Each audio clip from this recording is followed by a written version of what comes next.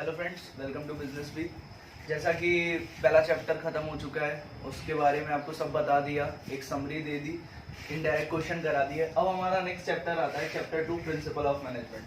Principle of management, ये chapter start करने से पहले हमें ये जानना होगा कि प्रिंसिपल ऑफ मैनेजमेंट, प्रिंसिपल्स होते क्या हैं। अब हर एक मैनेजमेंट में कुछ ना कुछ प्रिंसिपल्स होते हैं जिन पे वो डिसीजंस लेते हैं, मैनेजरियल काम होता है, उस बेसिस पे होता है। अब इस चैप्टर में हम लोग पढ़ेंगे कि नेचर क्या है प्रिंसिपल ऑफ मैनेजमेंट का, टेलर के और फेयोल के प्रिंसिपल्स पढ़ेंगे, सिंप्लीफिकेशन स्टैंडर्डाइजेशन क्या होता है, डिसिप्लिन क्या होता है, हार्मनी नॉट डिस्कॉर्ड, ये सब हम लोग किस चैप्टर में पढ़ेंगे, इस चैप्टर में कवर करेंगे। तो स्टार्ट करते हैं।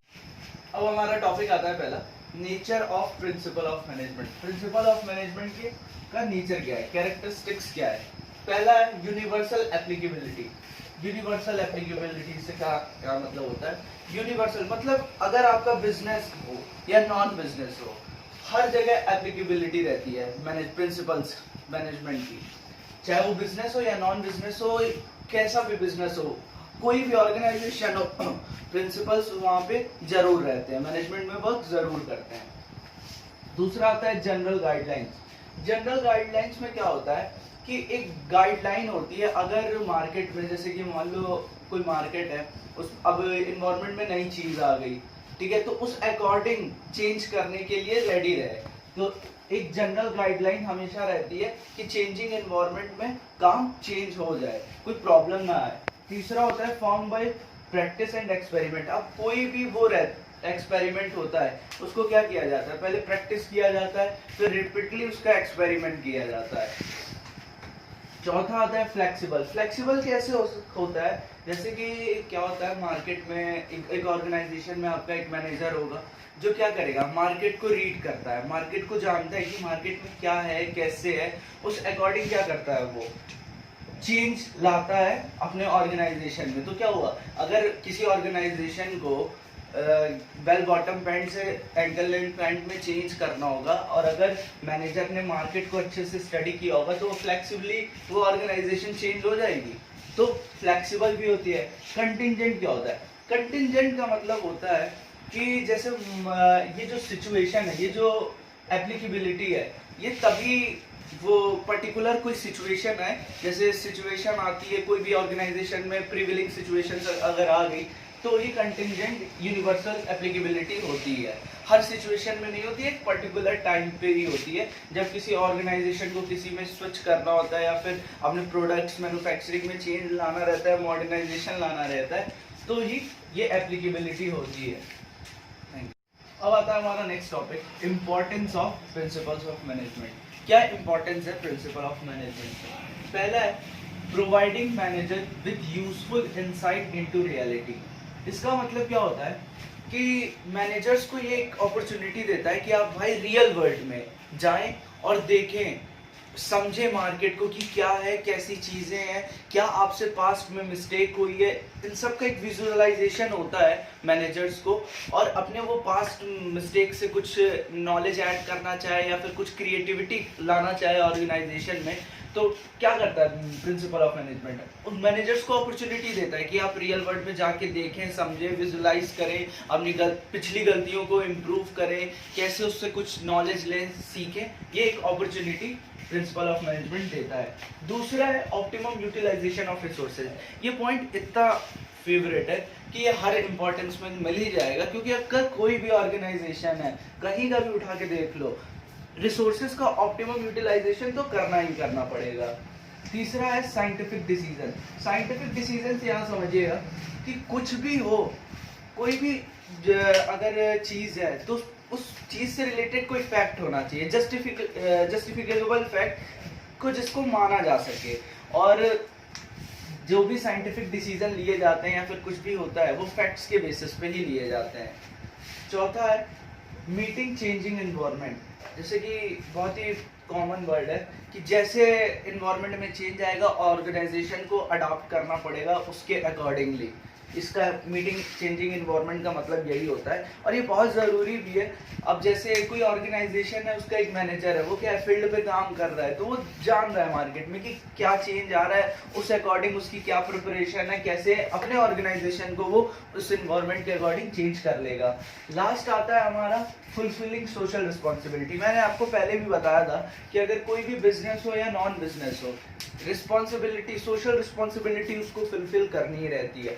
कैसे करेगा? वही एम्प्लॉयमेंट अपॉर्चुनिटी प्रोवाइड कर दिया फिजिकली हैंडीकैप को, या फिर क्या किया, अपने कंपनी में एम्प्लॉयमेंट अपॉर्चुनिटी दी। उससे क्या होगा? उससे उसकी कंपनी को भी फायदा होगा। कैसे फायदा होगा? उसकी सर्वाइवल ग्रोथ बढ़ेगी, कंपनी की ग्रोथ बढ़ेगी, इन्वेस्टमेंट बढ़ेगा, एडिशनल इन्वेस्टमेंट भी होगा कंपनी में। तो अगर कोई बिजनेस है या नॉन बिजनेस है, दोनों को क्या करना पड़ेगा? सोशल रिस्पॉन्सिबिलिटी फुलफिल करनी पड़ेगी। अब हम नेक्स्ट टॉपिक देखते हैं। अब हमारा इम्पॉर्टेंट टॉपिक आता है प्रिंसिपल्स ऑफ साइंटिफिक मैनेजमेंट। ये इम्पोर्टेंस इसलिए होता है कि इससे इनडायरेक्ट क्वेश्चंस या फिर 2, 3, 4 नंबर के क्वेश्चन पूछे जाते हैं। पहला आता है science not rule of thumb. Science not rule of thumb, ये पहला साइंटिफिक मैनेजमेंट प्रिंसिपल है। इसमें क्या होता है कि जो भी रिजोल्यूशन बनाए जाते हैं या फिर जो भी मेथड्स बनाए जाते हैं वो किसके थ्रू बनाए जाते हैं? वर्क स्टडी के थ्रू बनाए जाते हैं। और क्या स्टैंडर्ड जो भी और कोई ऑर्गेनाइजेशन है उसमें अगर कुछ भी स्टैंडर्ड वर्क होता है, स्टैंडर्ड बनाए जाते हैं, तो किसके थ्रू बना देते हैं? वर्क स्टडी के। पहले स्टडी करते हैं देन बनाते हैं। और उससे क्या होता है, उसके बाद क्या किया जाता है? ये ग्लोबली प्रैक्टिस किया जाता है। ग्लोबली प्रैक्टिस किया जाता है। किस लिए किया जाता है? कि अगर कोई ऑर्गेनाइजेशन है तो उसमें क्या हो, ऑप्टिमम रिसोर्सेज का ऑप्टिमम यूटिलाइजेशन हो। ये पहला प्रिंसिपल है, science not rule of thumb. अब दूसरा आता है हमारा हार्मनी नॉट डिस्कॉर्ड।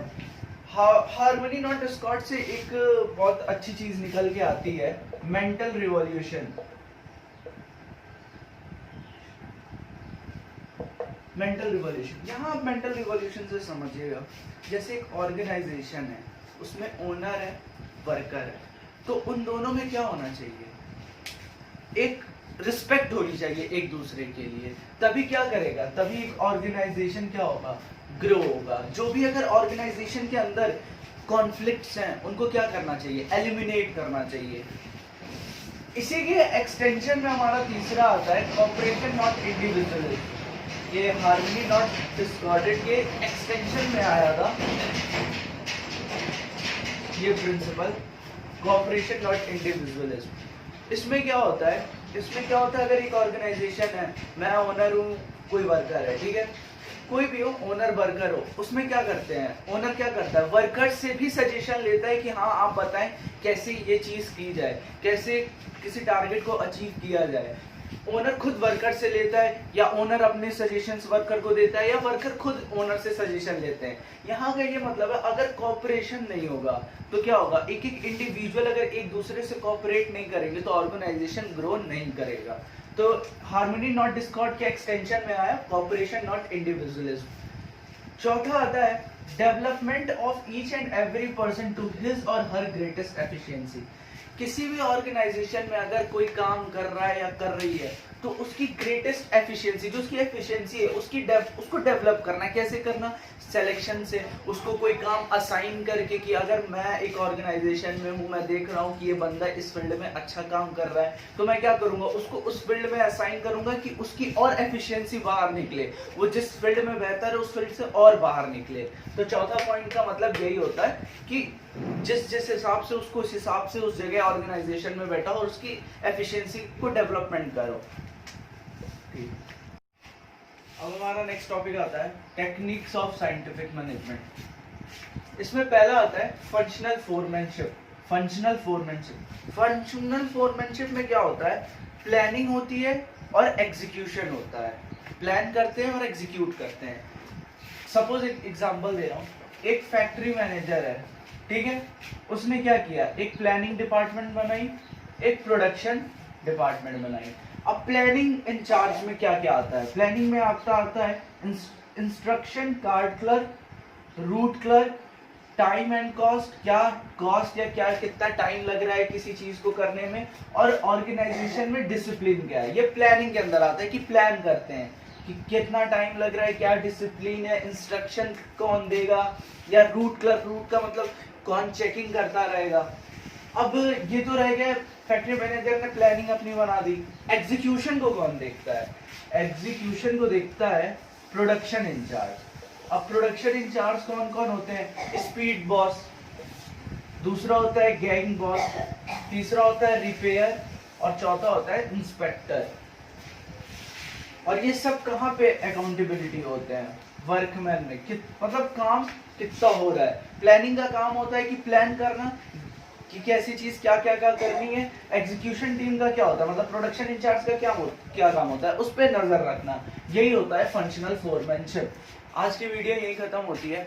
अब अगले वीडियो में हम कुछ और टेक्निक्स देखेंगे साइंटिफिक मैनेजमेंट के। उसके बाद फ्योल के प्रिंसिपल है 14, वो पढ़ेंगे। उसके बाद ये हमारा चैप्टर खत्म हो जाएगा।